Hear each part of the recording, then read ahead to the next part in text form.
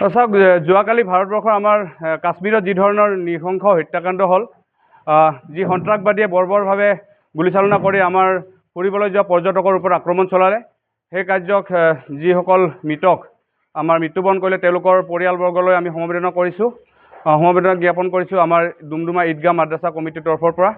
আৰু লগতে ক'ব বিচাৰিছোঁ যে ভাৰতৰ যি আমাৰ সেনাপ্ৰধান আৰু লগতে যি আমাৰ প্ৰধানমন্ত্ৰী আছে, তেওঁলোকে ইয়াৰ ওপৰত উচিত সিদ্ধান্ত ল'ব লাগে। যি পাকিস্তানে বৰ্বৰ আক্ৰমণ চলাবলৈ সন্ত্ৰাসবাদীক পঠায় সেইসকলক দমন কৰিব লাগে। চাওক আগৰবাৰো আমি দেখিবলৈ পাইছোঁ পুলৱামা এটেক হৈছে, তাৰ আগত এয়াৰ ষ্ট্ৰাইক কৰা হৈছে। ঠিক তেনেধৰণে আকৌ এয়াৰ ষ্ট্ৰাইকৰ প্ৰয়োজন হৈছে কাশ্মীৰৰ যি পাকিস্তানত যি কাশ্মীৰ আছে সেইসকলৰ ওপৰত এয়াৰ ষ্ট্ৰাইকৰ প্ৰয়োজন হৈছে। কাৰণ তেওঁলোকে বাৰম্বাৰ ভাৰতবৰ্ষৰ নাগৰিকসকলক তেওঁলোকে হত্যালীলা চলাবলৈ আহে। কেনেকৈ তেওঁলোকে সাহস কৰিছে ইমান? গতিকে আমি সেনাপ্ৰধান আৰু ভাৰত চৰকাৰক অনুৰোধ জনাইছোঁ, অতি শীঘ্ৰে যিসকল দুষ্কৃতিকাৰী, যিসকল আতংকবাদী টেৰৰিষ্ট, সেইসকলক দমন কৰিব লাগিব আৰু তেওঁলোকক মৃত্যু দিব লাগিব। কাৰণ বন্দুকৰ জবাব বন্দুকেৰে দিয়া হ'ব। কাৰণ আমাৰ ওপৰত যি ধৰণৰ অত্যাচাৰ চলাই আছে আমাৰ দেশৰ নাগৰিকৰ ওপৰত, এয়া কেতিয়া সহ্য কৰা নহ'ব, এয়া স্পষ্ট কথা।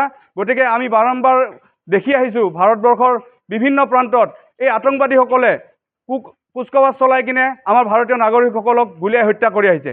এই ক্ষেত্ৰত কিন্তু সেনা সষ্টম হ'ব লাগিব আৰু লগতে সেইসকলক উচিত প্ৰত্যুত্তৰ দিব লাগিব, যাতে আমিও কাইলৈ যদি কাশ্মীৰলৈ যাওঁ যাতে আমিও শান্তি মনেৰে যাব পাৰোঁ, আমাৰ মনত যাতে ভয় নাথাকে, শংকা নাথাকে, তেনেকৈ আমি ঘূৰিব যাব পাৰোঁ।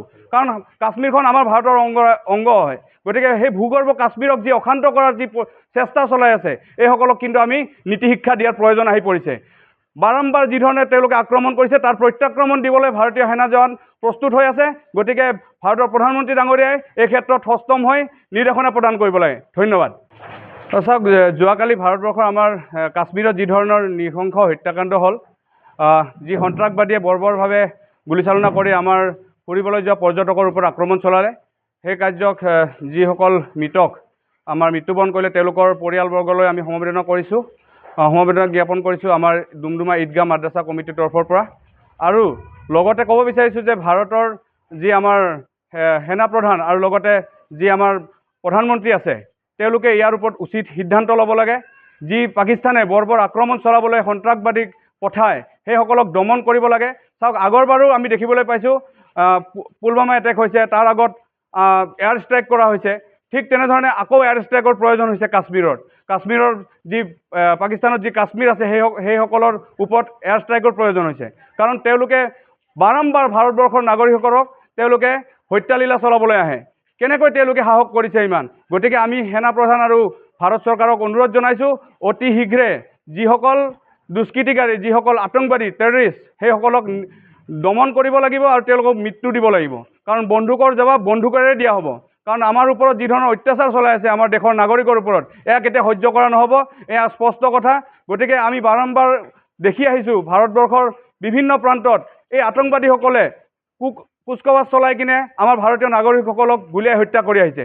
এই ক্ষেত্ৰত কিন্তু সেনা সষ্টম হ'ব লাগিব আৰু লগতে সেইসকলক উচিত প্ৰত্যুত্তৰ দিব লাগিব, যাতে আমিও কাইলৈ যদি কাশ্মীৰলৈ যাওঁ যাতে আমিও শান্তি মনেৰে যাব পাৰোঁ, আমাৰ মনত যাতে ভয় নাথাকে, শংকা নাথাকে, তেনেকৈ আমি ঘূৰিব যাব পাৰোঁ।